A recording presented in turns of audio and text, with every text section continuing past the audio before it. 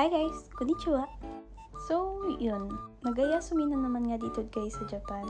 Pero hindi ako kasali doon. Talagang rest day ko lang talaga ngayon. Siyempre, kailangan din natin makisabayan sa kanila kahit may pasok tayo. Tapos sila, wala. Ito, nag-ayos na nga ako. Kasi siyempre, makikisiksikan din tayo ngayon sa kanila. Yasumi nga ngayon. Hindi ko alam kung ano yung ibig sabihin. Basta in-explain sa akin yung senpai ko. Yung mga about to sa heaven. Tapos ano daw, parang nagdadasal daw sila. Basta yun lang yung pagkaintindi ko. So, yeah.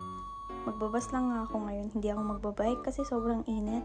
May kasama nga ako ngayon. Pero nandun pa siya sa apato niya. Sa Tokyo Station na lang nga kami magkikita kasi yun na yung mas malapit. Nandito na nga ako sa Tokyo Station kasi malapit lang naman ako. So, yun. Ang dami na ngang tao. Dito na nga kami sa McDo magkikita. Kasi pareho nga kami hindi pa nag-aalmusal. So, yun. Pagdating niya may order na. Kakain na lang siya. Hi, girl! Ayan, sinabihan pa ako ng buang. So, yun. Pagkatapos namin kumain, pumunta na kami ng Shibuya.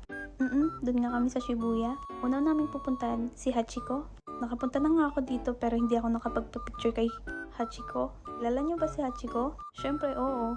Halos lahat naman ata tayo kilala lang si Hachiko. Lalo na yung mga dog lover. At ayan nga, habang nagpipicture nga kami, may napansin kami. Hala, nakikipapanood na ata kami sa TV. Oh my gosh. Charot. At ayan nga, sabi ko nga sobrang init. Katapos namin kay Hachiko, pumunta na kami dito sa crossing. Ito yung nakikita nyo sa Facebook. Halos lahat ng mga nakikita ko nga sa Facebook, napupuntahan ko na.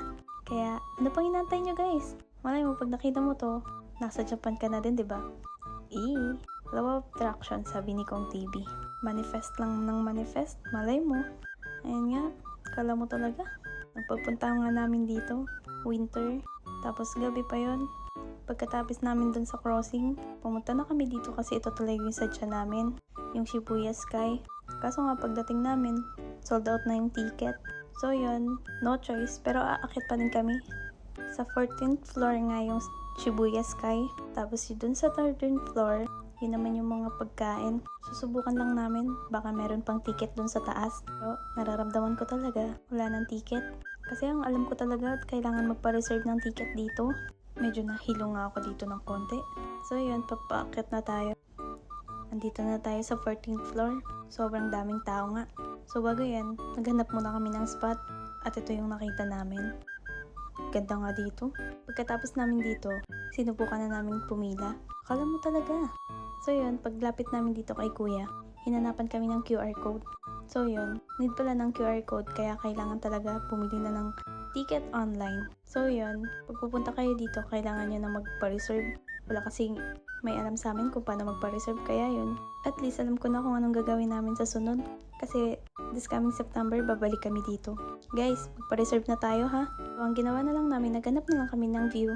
At ito nga yung nahanap namin. Sabi pa nga namin ng pangit kasi kitang-kita yung Riles. Pero okay lang kasi kitang-kita naman yung Shibuyas yarn. Yung Shibuya crossing, ayan nga yung sobrang sikat na crossing. Pagkatapos nga namin dito, pumunta na kami ng Starbucks. Pero bago kami umakyat sa Starbucks, pumasok muna kami dito. Grabe, sobrang aliw talaga dito. Sinubukan ko ang tumalon. Grabe, sobrang bigat ng katawan ko. At yun, inulit ko pa nga. Akala ko abot ko. Wala, ang bigat talaga ng katawan ko. Ito, last try. Ay nako, wala talaga. Ayoko na. Pagkatapos niyan, umakyat na kami sa Starbucks. At ito yung view niya. Halos punuan nga dito, kaya dito na lang kami sa may pinakagilid. Dito lang muna kami nagpahinga saglit. Pagkatapos namin, pumunta kami dun sa merch ng Shoko. Akala namin makakabili kami. Grabe, sobrang mamahal nila. Lalo na to, ang cutie! 1,300 yen nga each. So kung bibilihin ko lahat yan, halos abutin ako ng isang lapad. Gusto ko sanang bumili kaso wala, pambili lang talaga ng tubig yung pera ko. Kaya yun, pumunta na lang kami dito. Sinubukan namin kunin si Minions. Kaso sobrang hirap talaga. Pagkatapos namin dito, wala na, umalis na din kami. Pero may dinaanan pa pala kami sa 2nd Street. Tapos pagpauwi nga namin, may nadaanan kaming sunog. Nasusunog guys. O diba nag-chismis pa ako. Ay, nipapakita ko sa inyo yung video. Girl, bilisan mo. Nagchichika na ako dito. Di mo pa makuha yan si Minion. Hindi mo makukuha yan. Mabigat yan. Bumili ka na lang ng iyo. Bilisan mo. At magpapakita pa ako ng sunog. Ayan guys. Nasusunog. Sobrang bango ng usok. Adik. So, yun lang. Bye.